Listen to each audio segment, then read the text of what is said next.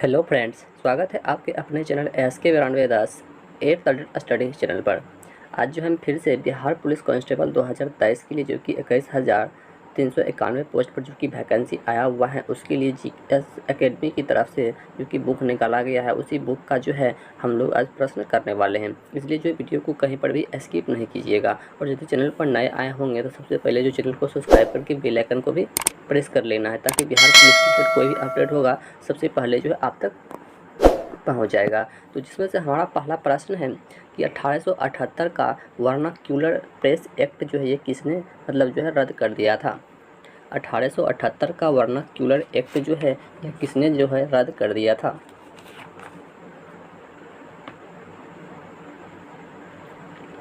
देखो, यह जो लॉर्ड रिपन ने जो है ये रद्द कर दिया था।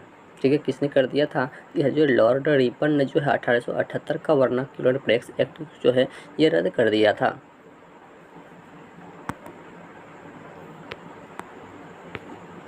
चलिए, नेक्स्ट प्रश्न है कि छोटा नागपुर जनजाति विद्रोह जो है ये कब हुआ था। छोटा नागपुर जनजाति विद्रोह जो है ये कब हुआ था? देखो, यह 1820 ईस्वी में हुआ था। ठीक है, छोटा नागपुर जनजाति विद्रोह जो है ये कब हुआ था? तो यह जो 1820 ईस्वी में हुआ था।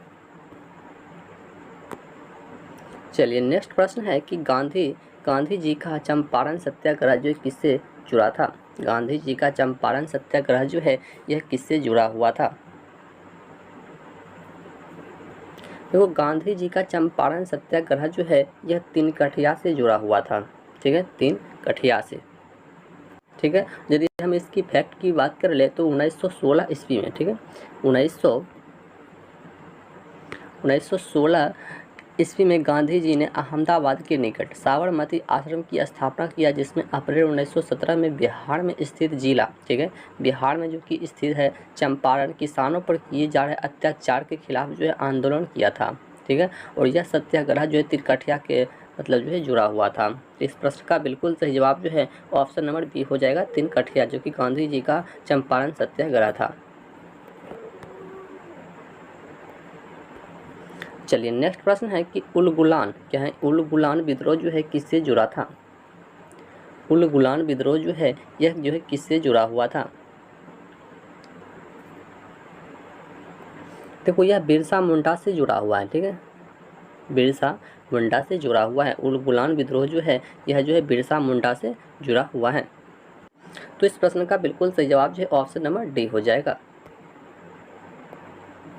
चलिए, नेक्स्ट प्रश्न बताना है कि मुंगेर का बड़हियाटाल क्या है? बड़हियाटाल विद्रोह का उद्देश्य जो है ये क्या था। मुंगेर का बड़हियाटाल विरोध का उद्देश्य जो है ये क्या था। देखो, इसका मुख्य उद्देश्य जो था कि बकासत भूमि की वापसी की मांग। ठीक है, बकासत भूमि की वापसी की मांग था। चलिए, अगला प्रश्न है कि बिहार बंगाल से पृथक जो है कब हुआ है। बिहार जो है बंगाल से पृथक जो है ये कब हुआ है।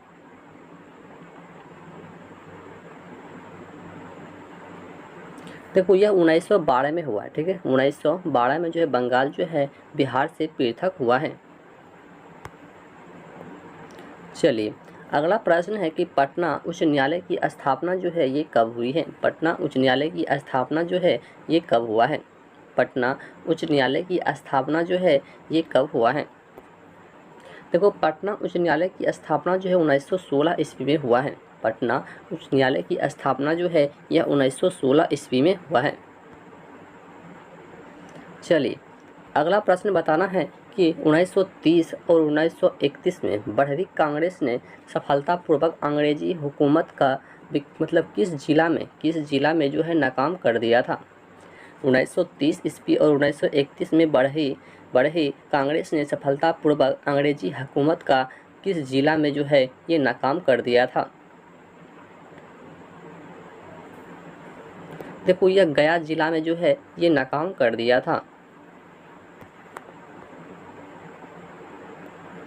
चलिए, अगला प्रश्न है कि साउथ एशियन कोलिशन, ठीक है, South Asian coalition on child institute report के अनुसार भारत में बंधुआ बच्चों की संख्या जो है ये कितनी है? बंधुआ बच्चों की संख्या जो है ये कितनी है? देखो ये 4.5 करोड़ कितना है? यह जो है 4.5 करोड़ बंधुआ बच्चों की संख्या जो है ये 4.5 करोड़ है। चलिए अगला प्रश्न है कि भारत में ग्रामीण संख्या की आबादी का कितना प्रतिशत जो है जनसंख्या प्राइमरी शिक्षा की सुविधा पाती है? भारत में ग्रामीण संख्या की आबादी का कितना प्रतिशत जो है जनसंख्या प्राइमरी शिक्षा की जो है ये सुविधा पाती है? देखो ये 94% जो है ये पाती है। कितना पाती है? यह जो है 94% जो है ये पाती है।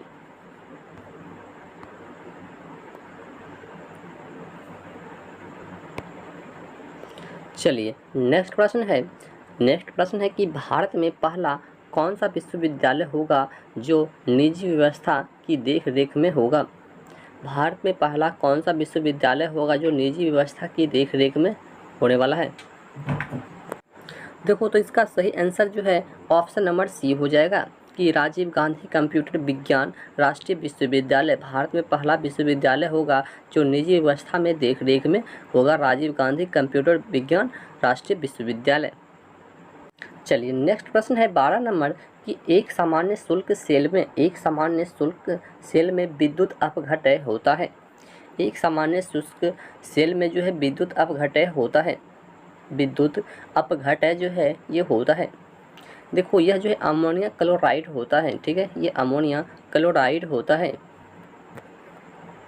चलिए नेक्स्ट प्रश्न है कि डायनेमो जो है ये क्या करता है? डायनेमो जो है ये क्या करता है? देखो डायनेमो जो है ये यांत्रिक ऊर्जा को विद्युत ऊर्जा में जो है ये परिवर्तित करती है। यांत्रिक जो होता है यह जो है डायनेमो यांत्रिक ऊर्जा को विद्युत ऊर्जा में जो है ये परिवर्तित कर देता है। चलिए अगला प्रश्न है कि आकाश जो है ये नीला लगता है क्योंकि आकाश जो है नीला जो है क्यों लगता है? आकाश जो है नीला क्यों लगता है? देखो लघु तरंग दीर्घ तरंगों की अपेक्षा वायुमंडल द्वारा अधिक प्रकीर्णन होती है। इस प्रश्न का बिल्कुल सही जवाब जो है ऑप्शन नंबर बी हो जाएगा। चलिए अगला प्रश्न है कि 1 माइक्रोन बराबर होता है। 1 माइक्रोन बराबर जो है ये कितना होता है? देखो 1 माइक्रोन बराबर जो होता है 1/1000 मिलीमीटर होता है। 1/1000 मिलीमीटर होता है 1 माइक्रोन बराबर। चलिए नेक्स्ट प्रश्न है कि अतिचालक का लक्षण है, यानी कि अतिचालक का लक्षण जो है ये क्या है? अतिचालक का लक्षण जो है ये क्या है?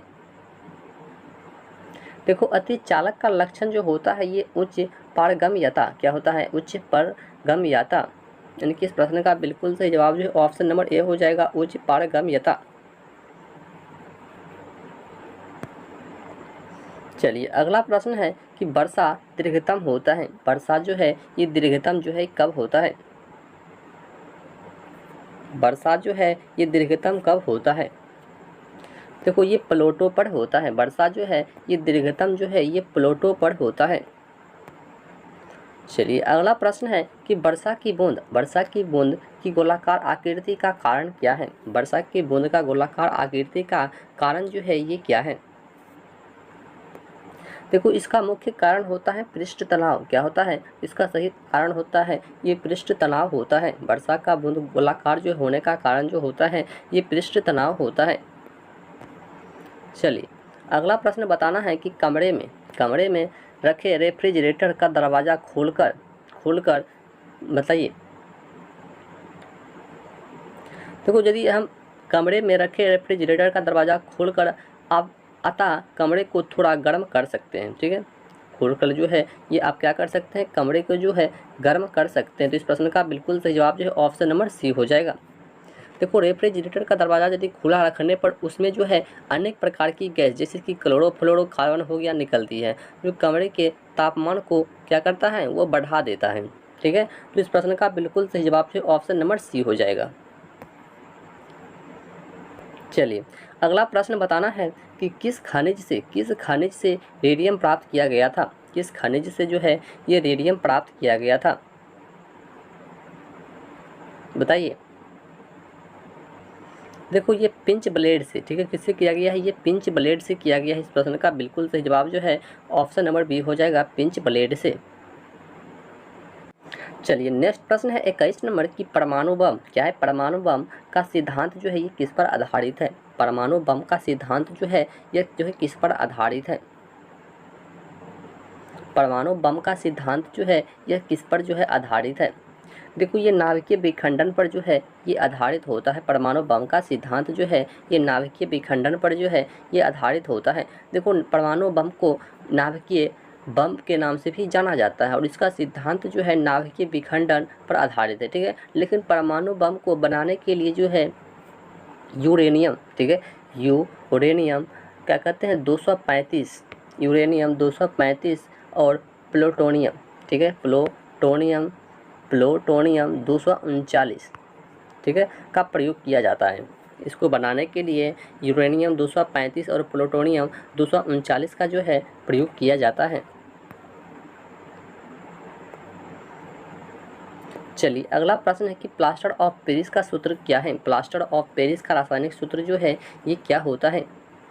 प्लास्टर ऑफ पेरिस का रासायनिक सूत्र जो है ये क्या होता है। देखो ये होता है 2CaSO4 × H2O, 2CaSO4 × H2O यानी कि प्लास्टर ऑफ पेरिस का सूत्र होता है। चलिए अगला प्रश्न है कि नींबू खट्टा किस कारण से होता है। नींबू जो है ये खट्टा जो है किस कारण से होता है। देखो नींबू जो है खट्टा होता है ये साइट्रिक अम्ल के कारण होता है। नींबू जो है खट्टा जो है ये साइट्रिक अम्ल के कारण होता है। इस प्रश्न का बिल्कुल सही जवाब जो है ऑप्शन नंबर डी हो जाएगा, साइट्रिक अम्ल के कारण जो है नींबू जो है ये खट्टा होता है। चलिए अगला प्रश्न है कि वायु क्या है। वायु एक क्या है। वायु जो है, देखो वायु जो है एक गैसों का मिश्रण होता है। वायु जो है यह गैसों का एक मिश्रण होता है। चलिए अगला प्रश्न है कि विरंजक चूर्ण के लिए कौन सा जो है असत्य है। विरंजक चूर्ण के लिए जो है ये कौन सा जो है असत्य है। देखो ये जल में अधिक विलय होता है। यह जल में अधिक विलय होता है, यह जो है असत्य है। विरंजक चूर्ण के लिए जल में अधिक विलय होता है, यह बिल्कुल असत्य है।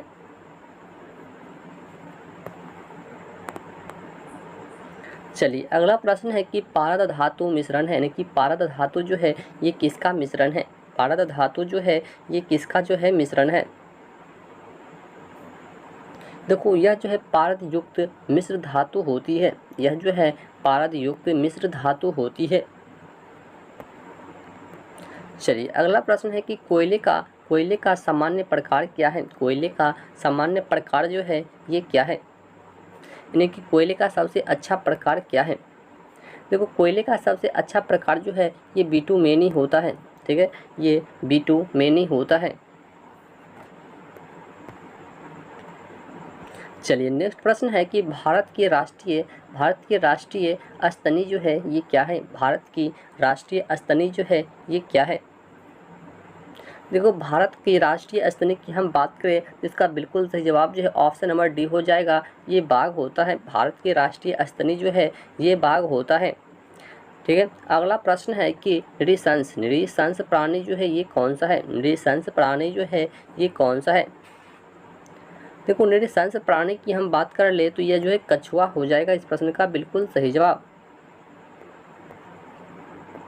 चलिए अगला प्रश्न बताना है कि जल से बाहर निकाल लिए जाने पर मछलियाँ जो है मर जाती हैं, क्यों मर जाती है। जल से बाहर यदि हम निकालते हैं मछलियों को तो वह जो है मर जाती है, इसका कारण क्या है। देखो इसका कारण होता है कि वे जो है श्वास जो है नहीं ले पाती है, ठीक है, वे जो है श्वास जो है नहीं ले पाती है। चलिए नेक्स्ट प्रश्न है कि मधुमक्खी कॉलोनी के सदस्य एक दूसरे को किस प्रकार से पहचानते हैं। मधुमक्खी कॉलोनी के सदस्य जो है एक दूसरे से को जो है मतलब किस कारण से जो है वो पहचान लेती है। देखो वह गंध से जो है वो पहचान लेती है। किससे पहचानती है, वह जो है गंध से जो है वो पहचान लेती है। चलिए अगला प्रश्न बताना है कि मनुष्य के जीवन काल में कितने दांत जो है 2 बार विकसित होते हैं। मनुष्य के जीवन काल में कितने दांत जो है ये 2 बार जो है विकसित होता है। देखो ये 20 दांत ऐसा दांत होता है जो मनुष्य के जीवन काल में जो है 2 बार विकसित होता है। चलिए अगला प्रश्न है कि मनुष्य के शरीर में पैर की हड्डी जो है कितनी होती है। मनुष्य के शरीर में पैर की हड्डी जो है ये मतलब जो है होती है। देखो ये खोखली होती है, ठीक है। मनुष्य के शरीर में पैर की हड्डी जो होती है यह जो है खोखली होती है।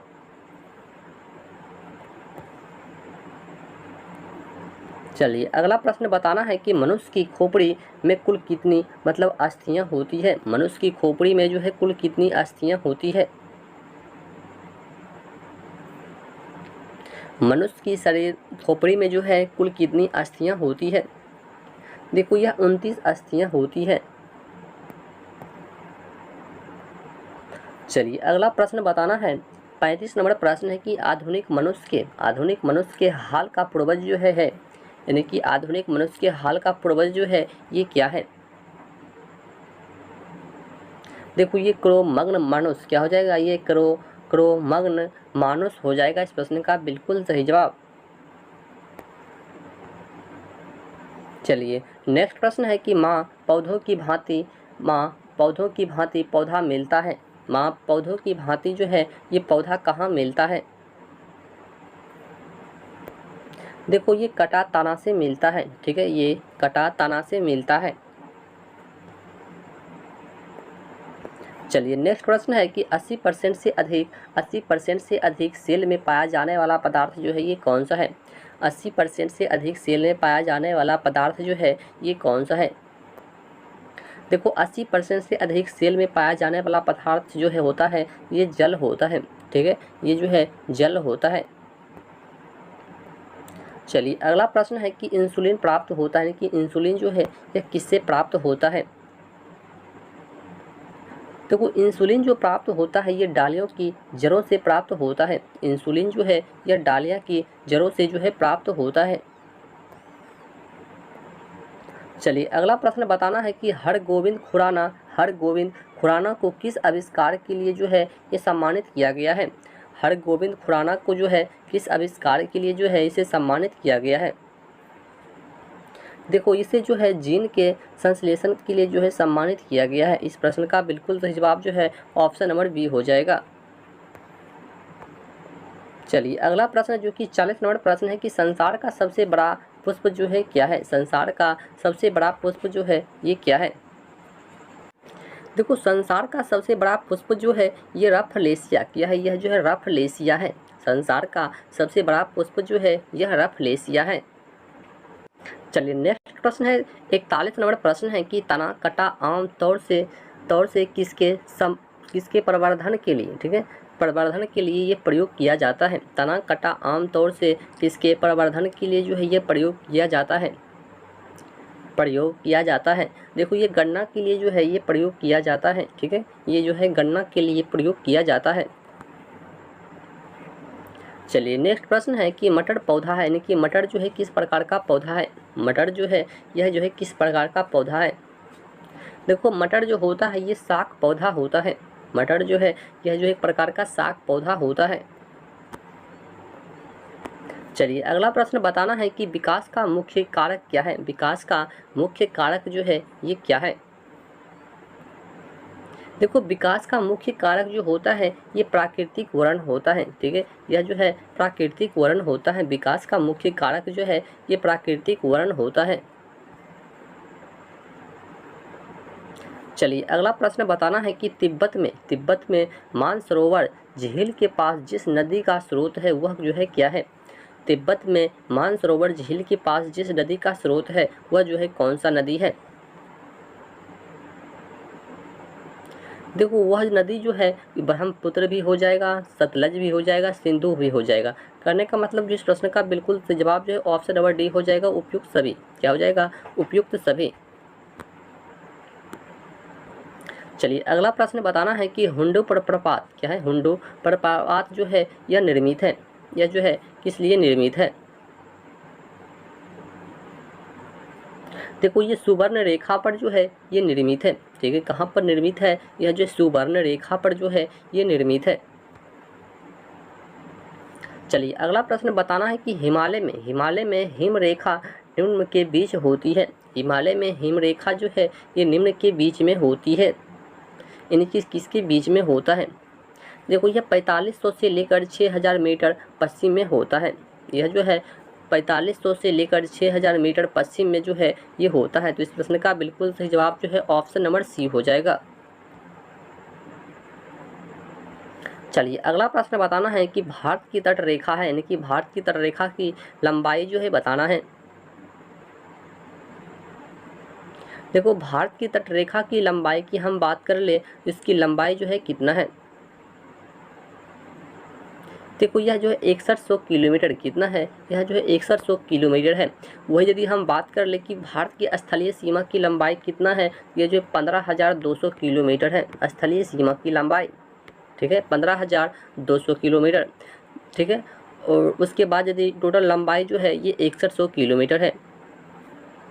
और बात कर ले कि भारत की तटीय सीमा की लंबाई जो कितना है, ये 7517 किलोमीटर कितना है, 7517 किलोमीटर जो कि भारत की तटीय सीमा की लंबाई है। इसे भी याद रखना है।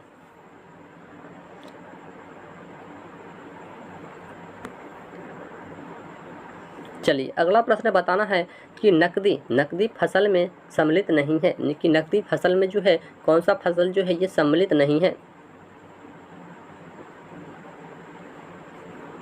देखो ये गेहूँ क्या हो जाएगा, ये जो है गेहूँ हो जाएगा। गेहूँ जो है कौन सा फसल होता है, ये जो है रबी फसल होता है। गेहूँ जो है यह एक प्रकार का रबी फसल होता है, ठीक है। और रबी फसल की बुवाई के समय कम तापमान तथा पकते समय जो है शुष्क और गर्म वातावरण की आवश्यकता होती है। और ये जो है फसलें सामान्यतः अक्टूबर नवंबर के महीने में जो है बोई जाती है। और जो कि चना हो गया, उसके बाद जौ हो गया, मसूर हो गया, सरसों हो गया, इसके बाद ये सभी जो क्या है ये सब रबी फसल है, इसे भी याद रखना है। चलिए अगला प्रश्न बताना है कि भारत सर्वश्रेष्ठ उत्पादक एवं उपभोक्ता है। भारत जो है सर्वश्रेष्ठ उत्पादक और उपभोक्ता है, यानी कि किस चीज़ का है। देखो भारत विश्व में चाय का दूसरा सबसे उत्पादक और उपभोक्ता देश है। और यहाँ जो है विश्व का उत्पादन जो है ये क्या कहते हैं 27%, ठीक है 27% जो है चाय उत्पादन। और विश्व व्यापार का 13% चाय जो है व्यापार होता है, जो कि USA चाय का सबसे बड़ा क्या है, मतलब वहाँ का जो है बहुत बड़ा देश है, ठीक है USA चाय का सबसे बड़ा, ठीक है। तो यहाँ पर जो इस प्रश्न का बिल्कुल सही जवाब जो हो जाएगा ये हमारा ऑप्शन नंबर बी हो जाएगा चाय का, ठीक है। भारत जो सर्वश्रेष्ठ उत्पादक एवं उपभोक्ता है यह जो है चाय का है। चलिए अगला प्रश्न बताना है कि भारत में खनिज उत्पादन में समृद्ध राज्य जो है पहचानना है। भारत में खनिज उत्पादन में समृद्ध राज्य जो है ये कौन सा है, समृद्ध राज्य जो है ये कौन सा है। देखो ये झारखंड राज्य है। कौन सा राज्य है, यह जो झारखंड राज्य है। चलिए अगला प्रश्न बताना है कि भारत का प्रथम उर्वरक संयंत्र जो है ये कहाँ लगा था। भारत का प्रथम उर्वरक संयंत्र जो है ये कहाँ पर लगा था। देखो यह जो है सिंदरी में लगा था, ठीक है। कहाँ पर लगा था, यह जो सिंदरी में लगा था। भारत का प्रथम उर्वरक संयंत्र जो है ये सिंदरी में लगा था।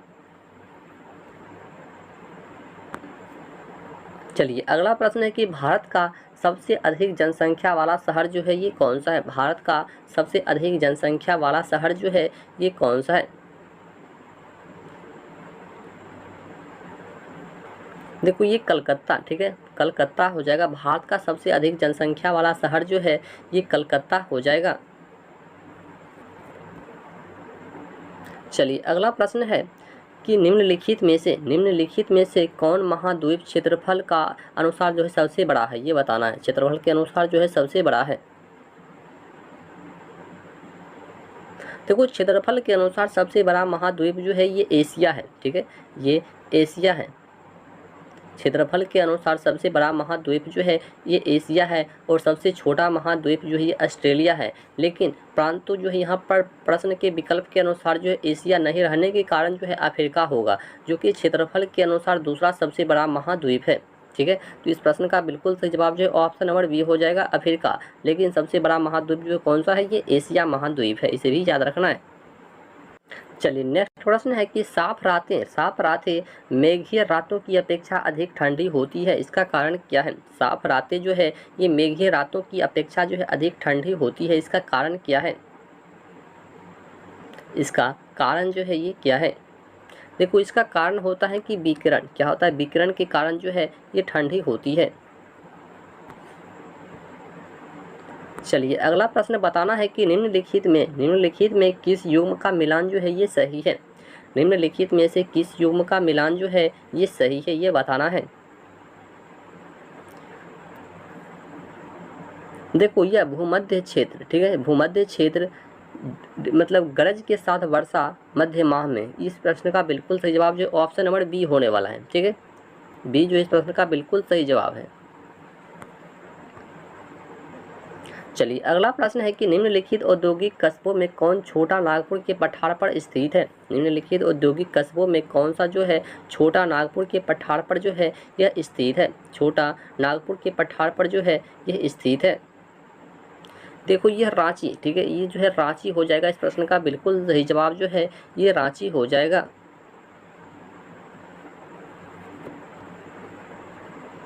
चलिए अगला प्रश्न है कि दामोदर नदी जो है निकलती है, यानी कि दामोदर नदी जो है ये कहाँ से निकलती है। देखो दामोदर नदी का उद्गम स्थल जो है ये पलामू, ठीक है, पलामू के लातेहार जिला के उत्तरी पूर्वी भाग से होता है, जो कि छोटा नागपुर का क्या होता है, एक क्षेत्र है। इसे भी याद रखना है, छोटा नागपुर का यह एक क्षेत्र है। तो यह जो है कहाँ से निकलता है, ये छोटा नागपुर से निकलता है। चलिए अगला प्रश्न है कि पूर्वी समुद्रों की स्वामिनी का नाम क्या है। पूर्वी समुद्रों की स्वामिनी का नाम जो है ये क्या है।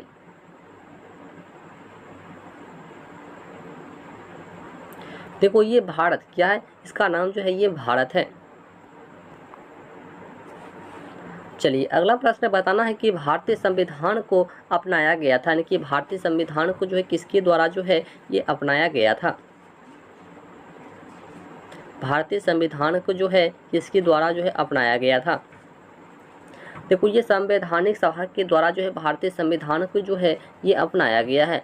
और संविधान सभा का प्रथम अधिवेशन जो है ये 9 दिसंबर 1946 को संसद भवन की केंद्रीय कक्षा में संपन्न हुआ था, जिसमें डॉक्टर सच्चिदानंद सिन्हा को जो है अस्थायी अध्यक्ष के रूप में चुना गया था। इसके पश्चात 11 दिसंबर 1946 ईस्वी को डॉक्टर राजेंद्र प्रसाद के इसका अध्यक्ष चुना गया था। ठीक है, इसे भी याद रखना। और संपूर्ण संविधान के निर्माण में जो है 2 वर्ष 11 महीना 18 दिन लगे थे और इस कार्य पर लगभग 64 लाख रुपया खर्च भी हुआ है। और संविधान में 395 अनुच्छेद और 8 अनुसूचियाँ हैं। ठीक है, इसे भी याद रखना है। चलिए अगला प्रश्न बताना है कि भारत में लौकिक सार्वभौमिकता है, क्योंकि संविधान की प्रस्तावना आरंभ होती है, यानी कि संविधान की प्रस्तावना जो है कि कहाँ से आरंभ होती है। देखो ये जो होती है हम भारत के लोक शब्दों से होती है। यह जो है हम भारत के लोक शब्दों से जो है होती है। चलिए अगला प्रश्न बताना है कि कोई वित्तीय बिल प्रस्तावित हो सकता है। कोई वित्तीय बिल जो है यह प्रस्तावित हो सकता है। कोई वित्तीय बिल जो है ये कब जो है प्रस्तावित हो सकता है। देखो भारतीय संविधान के अनुच्छेद 109 के अनुसार धन विधेयक केवल लोकसभा में प्रस्तुत किया जा सकता है। ठीक है, केवल लोकसभा में जो है ये प्रस्तुत किया जा सकता है। तो प्रश्न का बिल्कुल सही जवाब जो ऑप्शन नंबर बी हो जाएगा, केवल लोकसभा में। चलिए अगला प्रश्न बताना है कि भारतीय नागरिकों के मौलिक अधिकारों का वर्णन है, यानी कि भारतीय नागरिकों के मौलिक अधिकारों का वर्णन जो है ये कहाँ किया गया है। देखो भारतीय संविधान के भाग 3 के अनुच्छेद 12 से, ठीक है, भाग 3 के अनुच्छेद 12 से 30 तक और 32 से 35 कुल जो है मतलब क्या कहते हैं 23 अनुच्छेदों में व्यक्तियों के मौलिक अधिकारों को जो है वर्णन किया गया है। ठीक है, तो इस प्रश्न का बिल्कुल सही जवाब की हम बात कर लें तो यहाँ जो है संविधान के अनुच्छेद 12 से 35 इस प्रश्न का बिल्कुल सही जवाब यहाँ पर होने वाला है। चलिए अगला प्रश्न है कि पंचायती राज विषय है, कि पंचायती राज जो है ये किस प्रकार का विषय है। देखो, भारतीय संविधान की 7वीं अनुसूची के अंतर्गत उल्लिखित राज्य सूची की यानी कि प्रविष्ट विषय संख्या 5 में क्या है, स्थानीय स्वशासन संबंधी विषय वर्णित है। इसे भी याद रखना है। लेकिन इस प्रश्न का बिल्कुल सही जवाब की हम बात कर ले तो उसका सही जवाब जो है ऑप्शन नंबर सी हो जाएगा, राज्य की सूची पर। राज्य की सूची पर। चलिए अगला प्रश्न बताना है कि भारतीय संविधान के निम्नलिखित अनुच्छेदों में से कौन सा अनुच्छेद जो है राज्य की सरकारों को ग्राम पंचायतों को संगठित करने का जो है निर्देश देता है, संगठित करने का जो है ये निर्देश देता है। देखो, भारतीय संविधान ने वर्णित राज्य की नीति के निर्देशक तत्वों के तहत अनुच्छेद 40 राज्य की ग्राम पंचायत का गठन करने और उन्हें शक्ति एवं शक्ति देने का निर्देश देता है, जिसके द्वारा वह स्थानीय स्वशासन की एक इकाई के रूप में कार्य करने में भी सक्षम होता है। तो इस प्रश्न का बिल्कुल सही जवाब जो है हमारा क्या हो जाएगा, तो यहाँ पर जो है यानी अनुच्छेद जो है यहाँ पर जो है 40 होने वाला है। ठीक है, यहाँ पर अनुच्छेद जो है ये 40 हो जाएगा।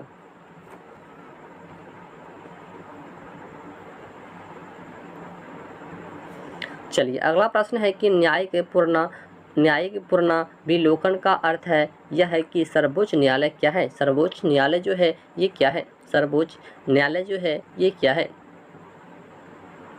देखो, यहाँ पर सर्वोच्च न्यायालय जो है क्या हो जाएगा, तो ये जो ऑप्शन नंबर डी हो जाएगा कि किसी भी राज्य के कानून को अवैध घोषित कर सकता है। किसी भी राज्य के कानून को जो है ये अवैध घोषित कर सकता है। चलिए अगला प्रश्न है कि एक कल्याणकारी राज्य के निर्देशक आदर्श वर्णित है। एक कल्याणकारी राज्य के निर्देशक आदर्श जो है ये किस पर वर्णित है।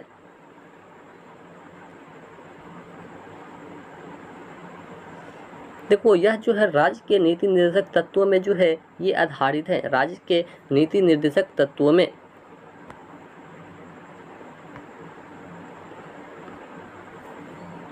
चलिए अगला प्रश्न बताना है कि लोकसभा के स्पीकर का निर्वाचन होता है, यानी कि लोकसभा की स्पीकर का निर्वाचन जो है ये किसके द्वारा होता है, यह जो है किसके द्वारा होता है। देखो, ये लोकसभा के सभी सदस्यों के द्वारा होता है, यह जो है लोकसभा के सभी सदस्यों के द्वारा जो है ये होता है। चलिए अगला प्रश्न है कि भारत के राष्ट्रपति को उसके पद से हटाया जा सकता है। भारत के राष्ट्रपति को उसके पद से हटाया जा सकता है, किसके द्वारा जो है उसे हटाया जा सकता है। देखो, उसे जो संसद के द्वारा जो है हटाया जा सकता है। भारत के राष्ट्रपति को जो है उसके पद से ये संसद के द्वारा जो है उसे हटाया जा सकता है। चलिए अगला प्रश्न बताना है कि भारत में किसी भी सदन का सदस्य हुए बिना कोई व्यक्ति कब तक मंत्री पद पर जो है आसीन रह सकता है। भारत में किसी भी सदन का सदस्य हुए बिना कोई व्यक्ति कब तक जो है ये मंत्री पद पर जो है आसीन रह सकता है। देखो, यह 6 महीने तक जो है वह रह सकता है। कितने दिनों तक रह सकता है, वह जो 6 महीने तक रह सकता है। चलिए अगला प्रश्न जो कि आज का लास्ट प्रश्न हमारा होने वाला है कि भारत का प्रजातंत्र इस तथ्य पर आधारित है कि बताइए। देखो, इस पद पर मतलब आधारित है कि जनता को सरकारों को चुनने तथा बदलने का अधिकार प्राप्त है। जनता को सरकारों को चुनने तथा बदलने का अधिकार है। अभी तक में हम लोग जो है टोटल 70 प्रश्न किए हैं और आप कितने प्रश्न का सही आंसर किए हैं कमेंट बॉक्स में ज़रूर बताइएगा। तो चलिए मिलते हैं फिर से नेक्स्ट वीडियो में, तब तक के लिए जय हिंद जय भारत।